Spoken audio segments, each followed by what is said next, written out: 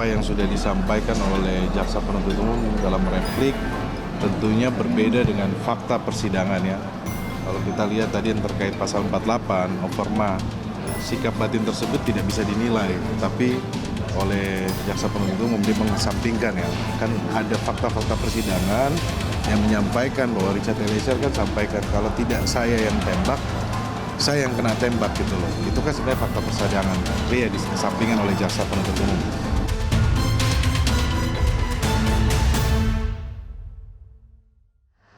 Pemirsa, jaksa meminta majelis hakim menolak nota pembelaan atau pledoi Richard Eliezer karena sejumlah alasan. Bagaimanakah respons pihak Eliezer atas replik jaksa? Saya akan membahasnya bersama dengan penasihat hukum Richard Eliezer, Roni Talapesi, dan mantan hakim sekaligus pakar hukum pidana Asep Iwan Iriawan. Selamat sore Bang Roni, Kang Asep. Selamat malam, Silvia. Selamat malam, Mas Roni. Baik, jaksa tadi menjawab pledoi Ica tentang apakah kejujuran dihargai 12 tahun penjara. Kita simak lagi cuplikan replik jaksa berikut ini. Tugas dan kewenangan penuntut umum sebagaimana diamanatkan dalam undang-undang dan peraturan perundang-undangan yang mengatur tentang kewenangan kejaksaan adalah melakukan penuntutan terhadap seseorang atau badan hukum yang dituduhkan melakukan suatu tindak pidana. Bahwa dalam melakukan penuntutan, penuntut umum diwajibkan untuk melakukan pembuktian berdasarkan pasal 183 Kitab Undang-Undang Hukum Acara Pidana, di mana jaksa penuntut umum dalam melakukan pembuktian haruslah berdasarkan minimal 2 alat bukti yang cukup.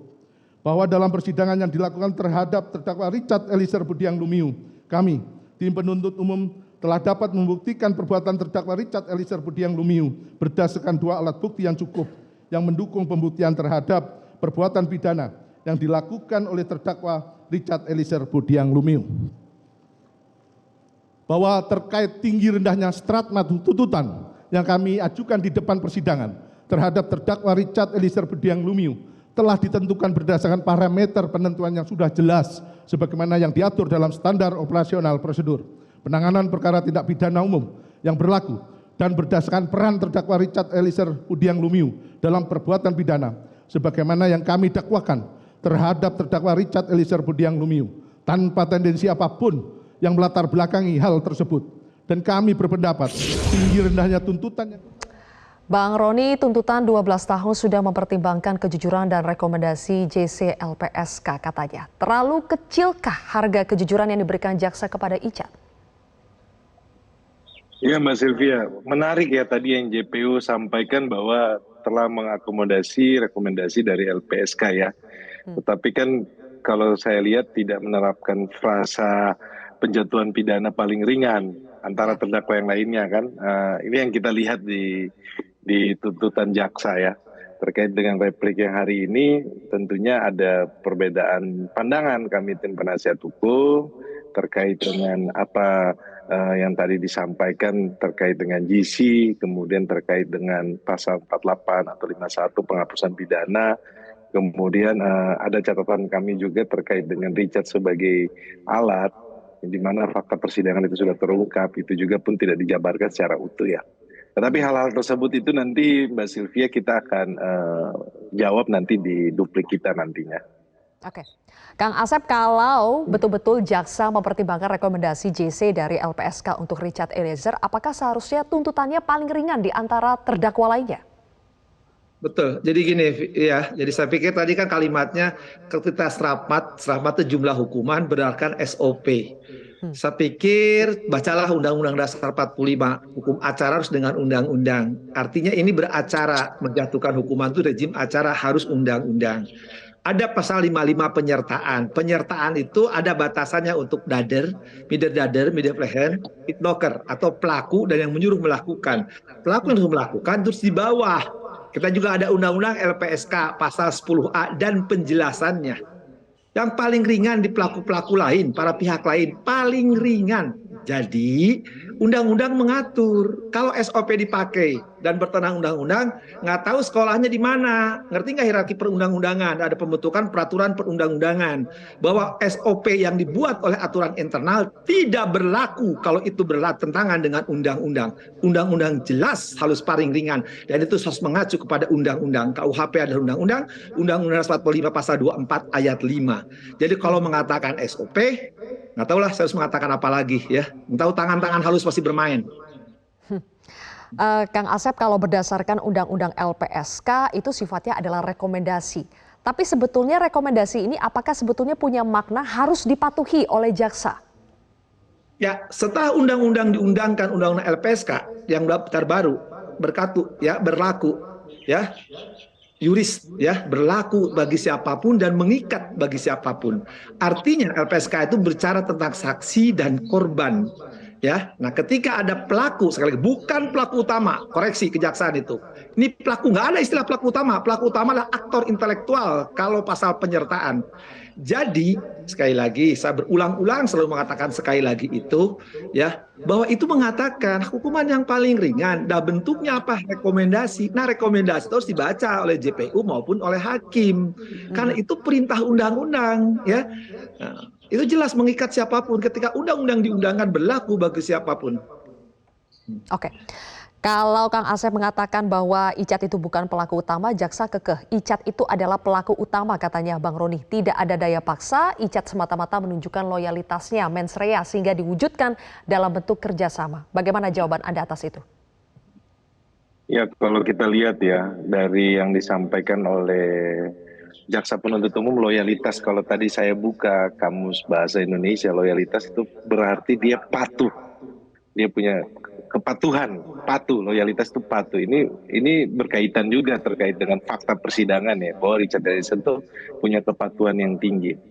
Itu yang sudah disampaikan oleh ahli psikolog dari jaksa penuntut umum juga. Itu sudah menyampaikan bahwa Richard Eliezer ini punya tingkat kepatuhan yang tinggi, bersesuaian dengan ahli yang kita hadirkan, ahli psikolog yang kita hadirkan. Terus juga bersesuaian dengan teori Milgram, di mana ahli psikolog forensik menyampaikan bahwa ada teori Milgram di mana pelaku dia itu berada dalam satu ruangan, kemudian memakai kostum, kemudian ada perintah, ada tulisan gitu. Nah hal-hal seperti itu sebenarnya sudah terungkap di persidangan, Mbak Sylvia. Tetapi ya kita kan melihat dalam hal ini jangan sampai hal teknis ini mengalahkan rasa keadilan, Mbak Sylvia. Kenapa? Kalau kita bicara teknis, di mana ada peraturan internal di kejaksaan, tetapi di mana ada undang-undang, tetapi kembali lagi ini kan terkait dengan rasa keadilan. Di mana rasa keadilan tersebut ketika Richard Eliezer dituntut tinggi daripada terdakwa yang lainnya, yang di mana terdakwa yang lainnya mempunyai peran yang signifikan penting. Kalau kita hanya berpatokan kepada yang melakukan penembakan, eksekutor, tetapi ini tidak bisa berdiri sendiri, Mbak Sylvia. Ini harus ada suatu peristiwa pidana yang utuh.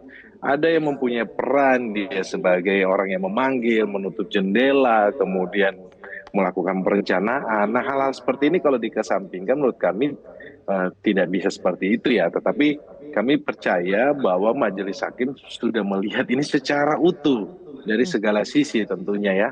Nanti terkait dengan putusannya kita berharap bahwa kita percaya dan sangat berharap kepada majelis hakim. Seperti itu Mbak Sylvia. Oke. Kang Asep, kalau jaksa kekeh Icat itu adalah pelaku utama dengan alasan tidak ada tanda-tanda Icat memenuhi syarat pasal 44 kurang sempurna akalnya, pasal 48 daya paksa dan juga pasal 51 ayat 1 perintah jabatan. Betulkah begitu cara melihatnya? Ya, yang pertama tadi istilah eksekutor. Ya, ini juga terminologi yang ngawur lagi digunakan. Eksekutor utuh melaksanakan eksekusi setelah proses selesai.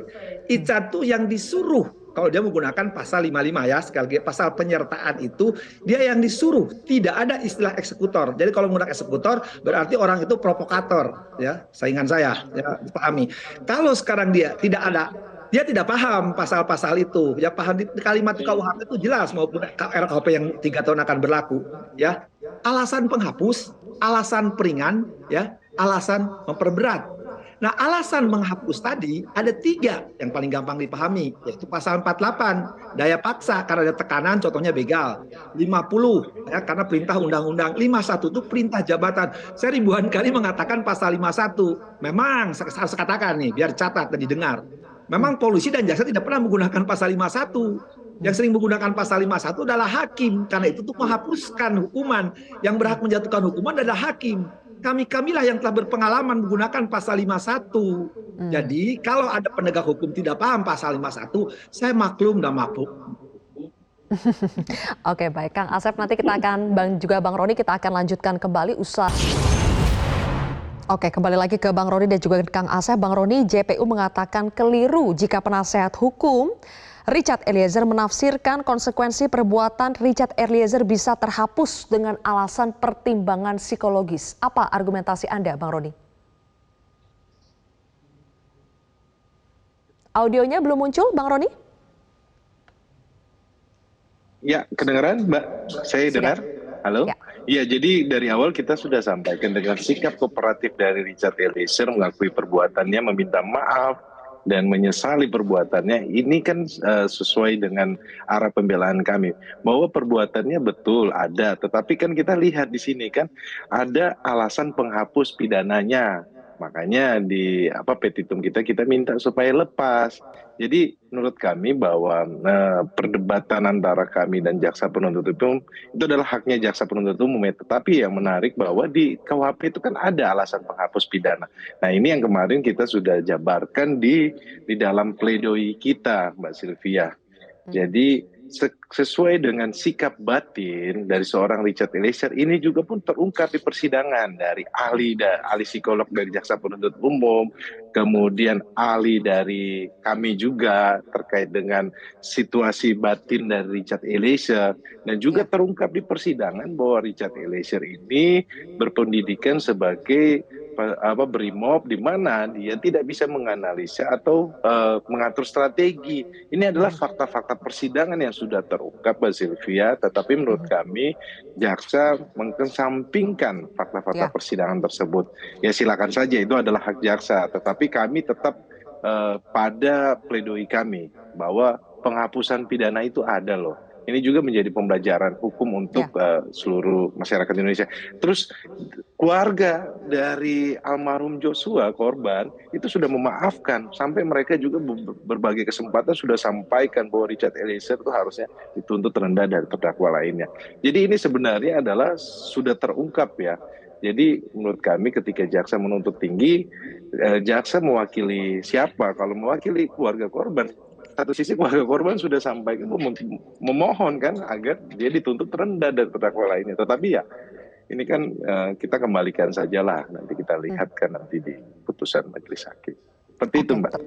Baik, terkait dengan aspek psikologis, Kang Asep, jaksa kan mengatakan Richard itu mematuhi perintah Sambo bukan karena ketakutan atau karena di bawah kuasa penguasa Verdi Sambo, atau dalam kata lain tidak ada bentuk ancaman dari Sambo. Pertanyaan saya, apakah perintah seorang Kadif Propam yang sedang memakai seragam kepada Richard sebetulnya sudah mengandung daya paksa tanpa harus ada kata-kata verbal yang mengancam? Ya, harus dipisahin. Pasal 48 itu daya paksa, ada tekanan, itu pasal 48. Kalau saya konsisten kan sejak awal perkara ini jadi juga sudah katakan, pasal 5 itu perintah jabatan. Mari kita buktikan pasal perintah jabatan. Sambo itu pakai pakaian dinas, ya satu itu. Kedua, supaya orang paham, bukalah jurisprudensi Mahkamah Agung ya. Jurisprudensi Mahkamah Agung itu ada 4 hal. Pertama, de jure, dia adalah ajudannya, dia adalah supirnya. De facto, di ruangan itu dia berada dalam situasi tidak ada pilihan lain. Lebih penting lagi, di bawah kendali perintah ya, tembak Chan, di bawah otoritas.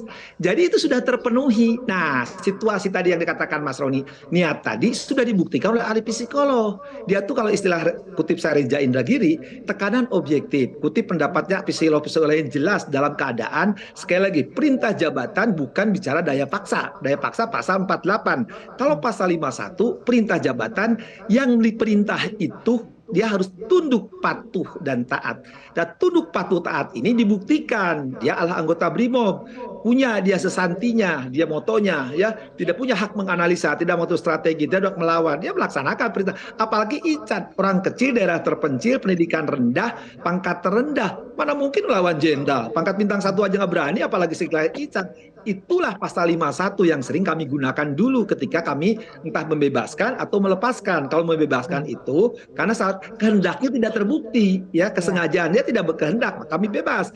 Tapi kalau perbuatan itu ada, tapi itu bisa dihapuskan, itulah lepas. Jadi sekali lagi tekanan psikologis tadi itu dibuktikan boleh oleh JPU maupun penasihat hukum atau ahli hukum, itu harus membuktikan oleh psikolog. Baik. Nah, psikolog menggunakan teori Milgram itu kan ada patokan-patokan, ada 5 degradasi, ada 5 terges. Itulah nyata di persidangan. Kalau itu tidak bisa dibaca, berarti kita kuliah dulu salah, harusnya SD dulu belajar membaca, baru SD, SMP, SMA, jangan kuliah dulu gitu. Kalau SD belajar membaca. Oke, terakhir Bang Roni tinggal 1 tahap lagi sebelum vonis hakim. Apa fokus Bang Roni nanti pada saat dupliknya Richard Eliezer sekaligus untuk meyakinkan hakim? Ya, nanti yang terkait duplik kami, nanti kami akan mencoba menjawab atas replik yang dibacakan hari ini oleh Jaksa Penuntut Umum ya. Ada beberapa catatan nanti kita akan sampaikan di dalam duplik, dan proses selanjutnya adalah kita sangat percaya bahwa proses penegakan hukum yang sudah berjalan dan kita melihat hakim yang sudah memimpin persidangan ini dengan arif dan bijaksana sebagai penjaga gerbang pintu keadilan. Kami berharap bahwa nantinya hakim dalam memutus tentunya harus memihak kepada rasa keadilan. Oke, terima kasih Bang Roni Talapesi dan juga Kang Asep Iwan telah bergabung bersama kami di Prime Time News hari ini.